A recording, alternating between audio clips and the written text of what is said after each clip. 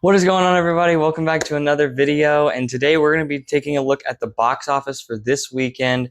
And wow, huge weekend at the box office, specifically for Twisters. Twisters going into the weekend was projected to gross between 50 and $55 million by pretty much all the big top Hollywood news reporters and all that.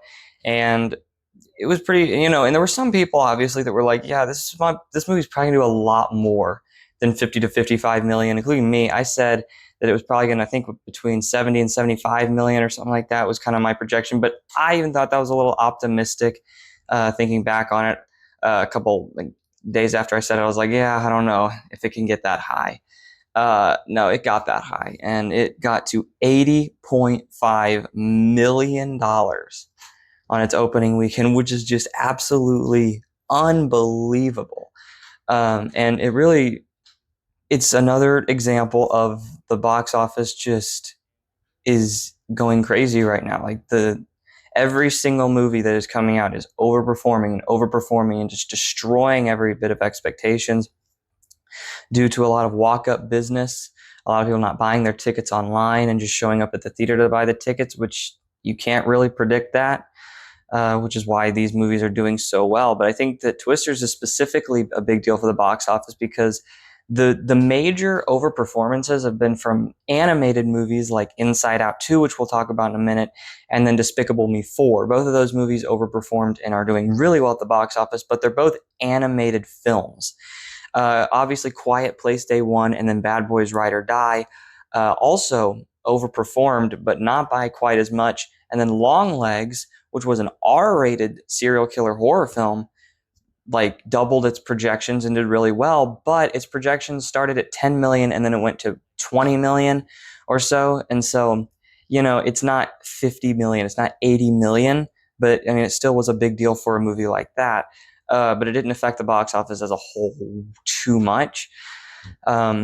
But really, there hasn't been a huge overperformance from a live action film. And so Twisters is proving that the marketplace isn't just strong for animated films, but it's also strong for the live action films as well. And obviously, coming in next week is Deadpool and Wolverine, which we'll also talk about that in a minute. So that's great. Twisters having a massive opening weekend is just phenomenal all the way around. And now let's go ahead and look at the top 10. Obviously, Twisters dominated 80.5 million. Despicable Me 4 took a 45% drop. That's a great drop for its third weekend. 23.8 million is what Despicable Me got. Inside Out 2, another sub 40 drop, almost 36% drop. Again, Inside Out 2 is just killing it. I mean, it's ridiculous. 12.8 million for Inside Out 2. Longlegs, which we talked about last week. We have a review for if you want to go check that one out. We talked about that last week, and a lot of the talks were like, yes, it opened really high, but the word of mouth isn't that great for the film. Like, the critics loved it, but the audiences didn't really grab onto it as much as the critics did. And so the question was, how big of a drop is it going to have in its second weekend? And 48% drop is a phenomenal drop. To put this into perspective, Longlegs was projected to make 7, 8, or 9 million on its opening weekend, and it's made more than that on its second weekend. So it is doing absolutely phenomenal. Quiet Place Day 1, another pretty good drop, 46%, 6.1 million. That one will be going to streaming very soon. Unfortunately, it will be going to streaming very, very soon.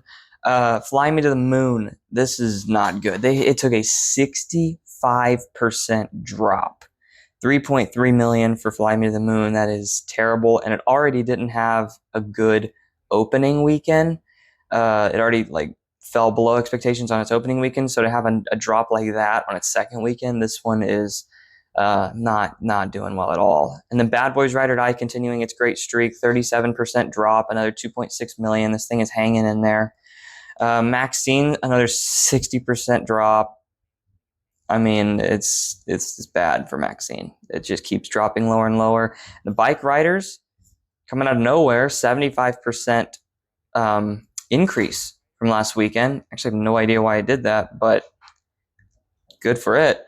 And then rounding out the top 10 is Horizon and American Saga Chapter 1, which fell another 69%.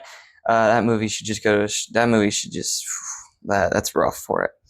Let's talk about Inside Out 2 a little bit. If we go over to the worldwide chart, you can see the movie is up to $1.443 billion, which, if you go to the all-time animated, is literally just $8 million behind Frozen 2 to become the highest grossing animated film of all time. It's already passed Barbie's entire run. And Inside Out 2 has another 60 days in theaters. It's already passed Barbie. It's going to pass Frozen probably either today or tomorrow. Probably it's going to pass it, I would believe, tomorrow. But yeah, one of these days it's going to pass it and become the biggest animated film in history, which is absolutely ridiculously insane. All right, guys, let's talk about Deadpool and Wolverine this coming weekend. This one, man, this is easily going to be the biggest opening weekend of the year. I think by far it's going to destroy Inside Out 2's opening weekend of $154 million. The latest thing we have on Deadline is Deadline was saying 60 to 65 million, but could end up getting to 200 million. But they also put out a thing that said, Fandango put out a thing that said right now Deadpool and Wolverine is doubling all the other pre-sales, and which would include Inside Out 2's pre-sale.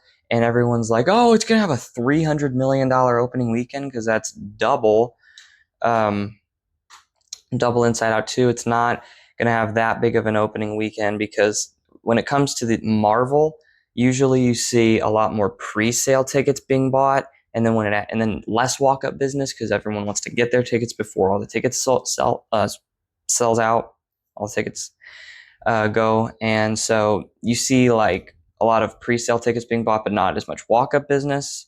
So $300 million is not going to happen, but I would not be blown away to see $230 million. I really wouldn't. I think 250 is a bit optimistic, but in the with what the box office has been doing, specifically Twisters right now, being that live action film to kind of, because it's all been animated, right? So live action, getting a lot of money at the box office is huge for Deadpool and Wolverine. It shows that there's probably going to be a lot of walk-up business anyway. Even though it's a Marvel film, there's still going to be a lot of walk-up business for it.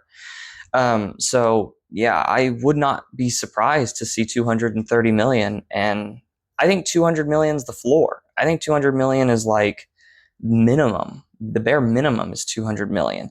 I think 230 million is not that far out. I think 250 million is optimistic, but not impossible. Spider-Man No Way Home is the second biggest opening weekend of all time and the biggest opening weekend post-COVID. And that it opened to 260 million. And there is a chance, and I'm not saying it's going to happen, but I think there might be a little chance that it might be able to actually pass Spider-Man No Way Home's $260 million opening weekend to become the biggest opening weekend post-COVID and the second biggest opening weekend of all time. So, yeah, I mean, this is going to be huge. It's going to be absolutely massive. Like, this is be ridiculous how big this movie is going to be. So that's it, guys. If you like this video, make sure you give us a like, subscribe, and comment down below what you think Deadpool and Wolverine will get on its opening weekend. And if you think that 230 million is out of reach, and if 250 million is possible or not possible, what do you guys think? Let me know down below in the comments, and I'll see you guys next time. Peace out.